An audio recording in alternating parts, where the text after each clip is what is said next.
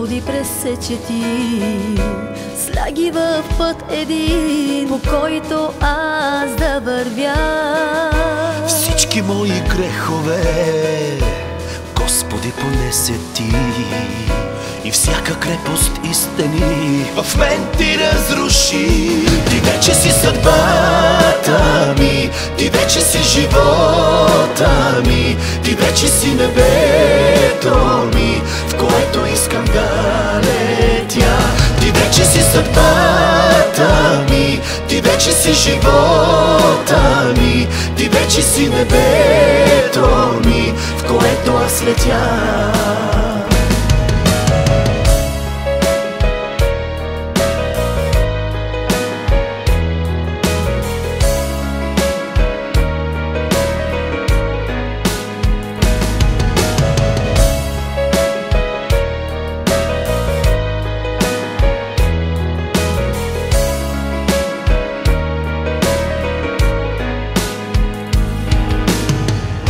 Всички мои страхове вече минало са те.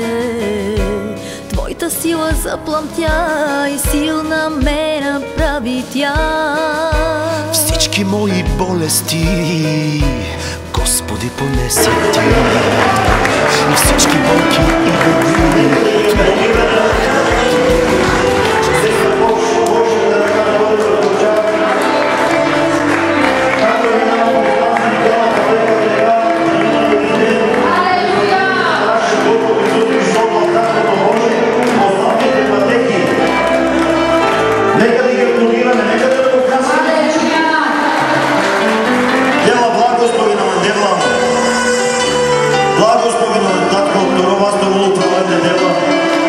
Благослови ги, Господи, в изобилие.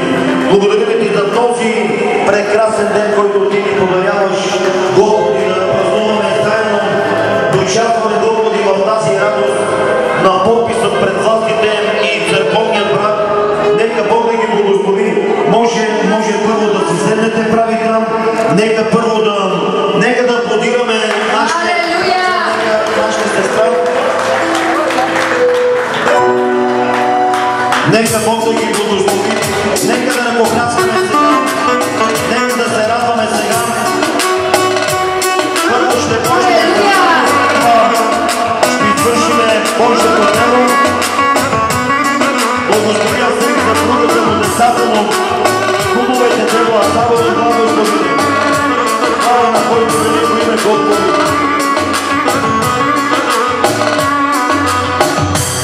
Слава Кралява вечна дела. Благослови на дела, благослови на Боже, изчисти храната, направи околната парата ни. Господи, благослови самата трапеза, Господи. Благослови хората, които ще присъстват. Запеяни за моя Спасител, Благослови на дела. обява Той в моето сърце. Излява слънце нова правдата, с радост и веселие в мене. Запеяни за моя Спасител,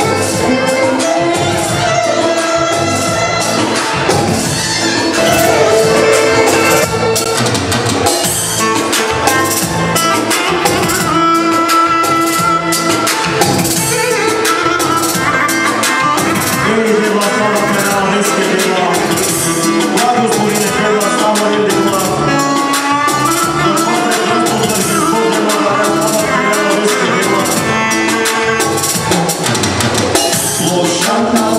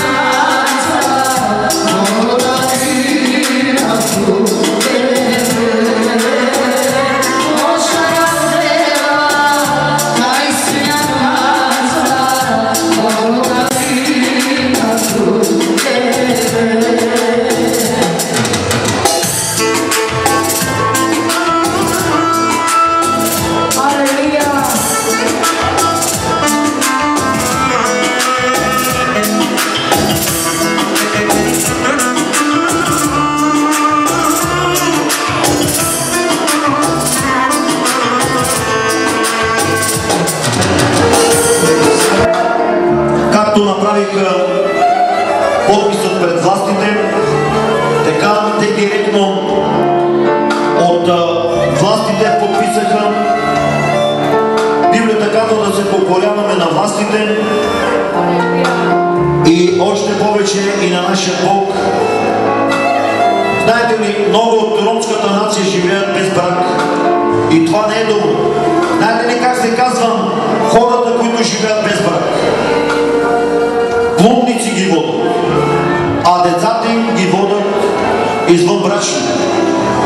И това не е добро пред Бога. Аз знам, че може би ще има още желаещи, които ще последват примерът на нашия брат Асен и неговата съпруга. Нека Бог да ги благослови, да бъдат пример.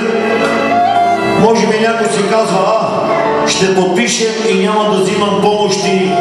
Някой предава по първородството си за 50-60-80 лева. Та какви ли не се правят хората, и болни, и сакати за някакви пари, но един ден всички ние ще отговаряме пред Бог. И както ние ще разберем този прекрасен ден, какви трябва да бъдат мъжете и какви трябва да бъдат и жените. Може би някои знаят, но някои не знаят. Аз бих желал да дам. Бог ме държал до 2 часа и ми е дал да напиша тези прекрасни думи.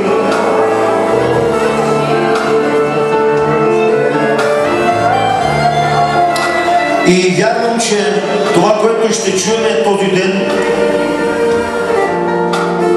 след тази песен, ще дойде нашия брат, след тази песен ще дойде Асен и неговата съпруга тук до нас. Ще сложим по един стол, така ще седнат, искаме да дадем едно слово.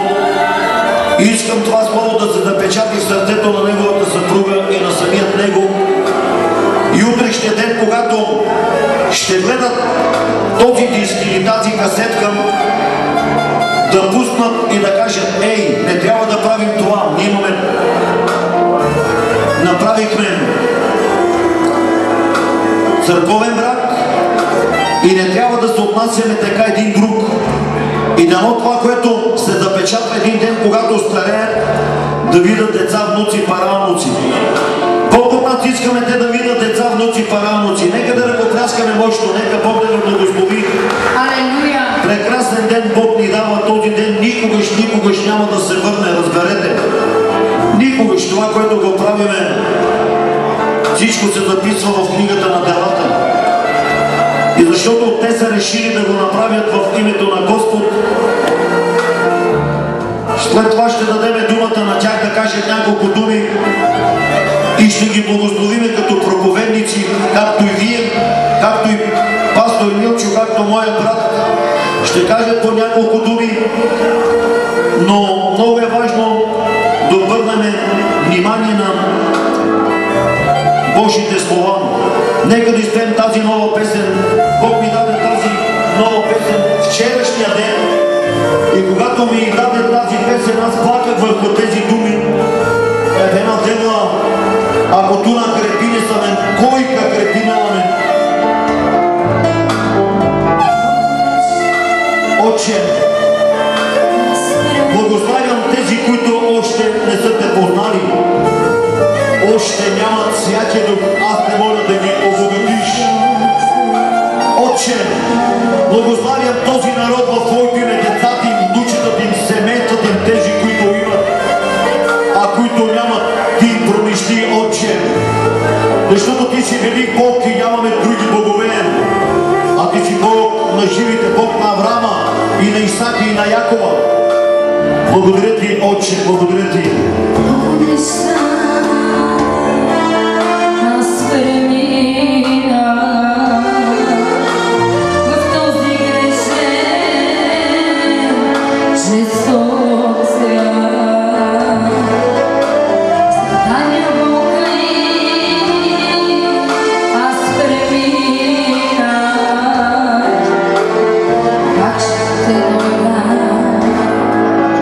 Аз пред Тебе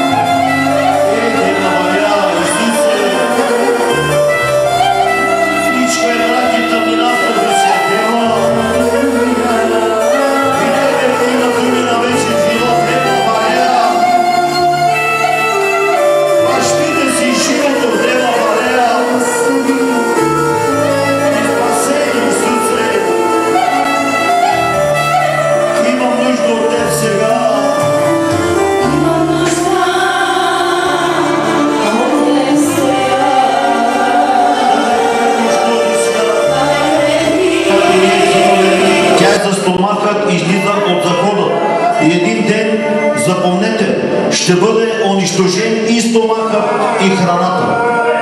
И много е хубаво този прекрасен ден ние да слушаме за този църковен брат, какво Бог иска да каже на това прекрасно семейство, а едновременно Словото как е за тях, така е и за вас. Нека Бог да ви благослови. Аз вярвам, че ако уважите това семейство и най-вече Бог и Неговото Слово, ще запазиме най-малко едно 15 минути тишина, за да разбереме Бог какво ни говори. Аз съм седал с нощи до 2 часа и не напразно съм писал тези слова. Ако някой мисли, че това е празна работа, което ние го правиме, той е в крив път и по този начин никогаш няма да види Бога, защото не уважават Божието Слово. И аз вярвам, че ако ти този ден само за 15 минути вътре в сърцето си кажеш: Господи, дай ми мир, и Бог ще ти го даде. Но ако ти говориш, теб не те интересува и си викаш: по-добре да си хапна, да видя моят брат, да видя сестра си и да стане и да си тръгна. Но тези думи, които ти дава Господ, може би не си вярваш, но ще знаеш как да се отнасят с твоята съпруга. Ще знаеш как да се отнасяш в дома си, с децата си и Бог ще те благослови. Нека кажем амин. Нека да дойде нашия брат е тук. Дайте тези два слова, искам на нашия брат Мълчо да кажат каквото Бог им влага в сърцето. Застанете тук сега, защото след малко ще ви дадем и микрофония. Ще ви дадем и микрофоните да кажете думи, които ще бъдат за благословение. Нека кажем амин. Нека да ги поздравиме, нека Бог да ги благослови. Нека да има повече църковни бракове и да не живеят хората в блудство и децата им да не бъдат извънбрачни, защото аз знам, че когато човек няма подпис, се води или на жената, или на мъжа. Повечето се водят, мисля, че на жената, за да могат да вземат там по някакви пари от съвета и по този начин дяволът ги връзва. Но тази сутрин Бог ще освобождава чрез Словото. Нека кажем амин. Искам да бъдете внимателни. Ако някой говори до тебе, казваш му: не говори, млъкни за 5 минути, след това ще говорите. Цял ден ми е на разположение да се храните и да говорите. Но искам да имате уважение не към мен, а към Божието Слово. Ако уважиш Божието Слово, знай, че благословения те чакат. Нека Бог да благослови. Не случайно Бог те довел тази сутрин, защото знам, че Бог ще работи чрез това Слово в сърцата ви. Ще изчакам още най-малко още 3 секунди и тази уста, която говори в момента, и тя да се затвори за 15 минути, за да мога да дам това, което Бог ме държал до 2 часа, да го предам на вас и на това младо семейство. Нека кажем амин. Отче, аз те моля, дай мир на най-бунтовните сега, дай мир на тези, които сега не ги влаче Словото, не ги интересува Словото. Аз те моля, Боже, знам, че с молитва всичко се постига. Боже, ти затвори устата на лъвовете. Така, Боже, те моля сега, Боже, за 10-15 минути в сърцето им, Господи, да копне това Слово, да го приемат с мир, любов, радост и благодат. И знам, че това Слово ще благоспява в живота им. Ти знаеш, че аз нищо не мога да направя. Ти знаеш, че аз съм слаб и немощен, но ти си силният, ти си верният, ти си Господ, който даваш победа във всеки един дом. Затова те моля, Исусе, окрути ги, дай им смирение, дай им могат да се хранят, Господи, никой не ги възпира, но поне, Господи, 15 минути върху това, което ще дадем, за да може, Господи, да разберат тези млади хора какво ще бъде за напред и как да се отнасят с жените си и с децата си. Нека кажем амин. Сега отваряме в Битие, в 2 глава, и там ще прочета един стих. В 21 стих. Тогава Господ Бог даде на човека дълбок сън и той заспа и взе едно от ребрата му, изпълни мястото му с плът и Господ Бог направи жена от реброто, което взе от човека и я доведе при човека. Трябва жените да знаят откъде са произлезли, как Бог направи жената, как Бог даде дълбок сън на Адам и тогава взе от реброто му и направи първата жена Ева. А човекът каза, тази вече е кост от костите ми и плът от плътта ми. Тя ще се нарече жена, защото от мъжът е взета. Затова ще остави човек баща си и майка си и ще се превърже към жена си и те ще бъдат една плът. Нека кажем амин. Както сега нашия брат се превърза към своята си половинка и те са една плът и Бог ще ги благослови, да кажем амин. След като са една плът, те са превързани, живеят си в отделна къща и искат да изгледат децата си, които Бог им дава. Така Господ казва в тази глава и ние да разбереме, че човек ще изостави баща си, майка си.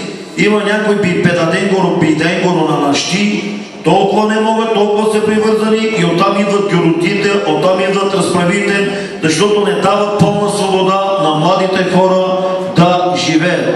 Толкова са привързани, толкова, но един ден ще разберат. Аз знам, че има жени тук на това място, не случайно Бог те довел, не толкова за църковния брат, колкото да знаеш, когато се пребереш от тук да бъдеш променена и да спреш с тези неща, защото Бог иска да те благослови.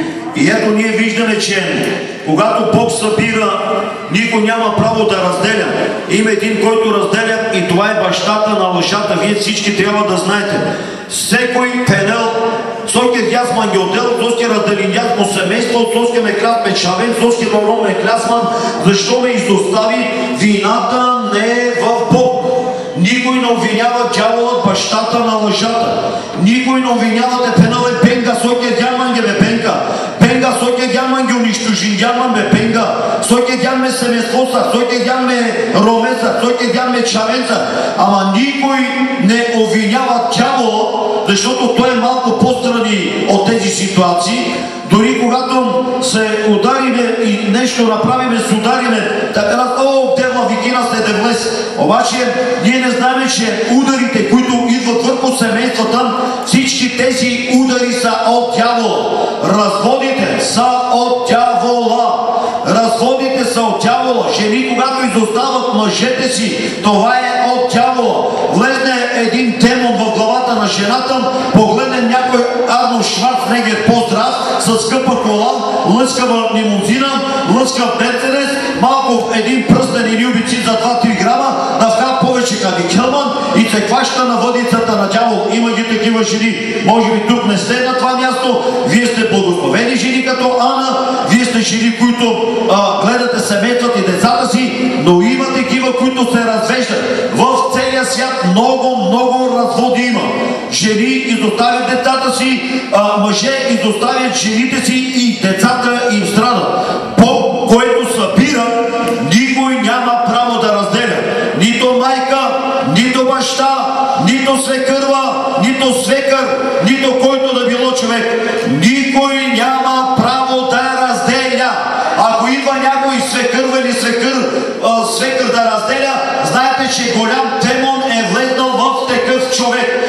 Демоните виреят. Те не са в парковете, те не са в дърветата, те не са в акумулаторите, те не са в ламарините, а демоните виреят в човешкото сърце. И когато влезне демонът и той почва да прави какво? Първо прави клюки, първо прави раздори, прави разцепления и накрая се стига до разделение.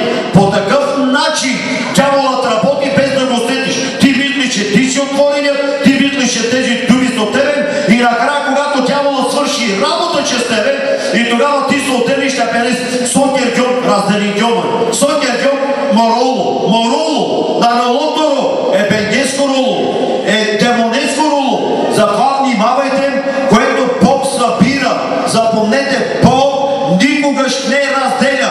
Бог е на събирането. Бог е на благословението.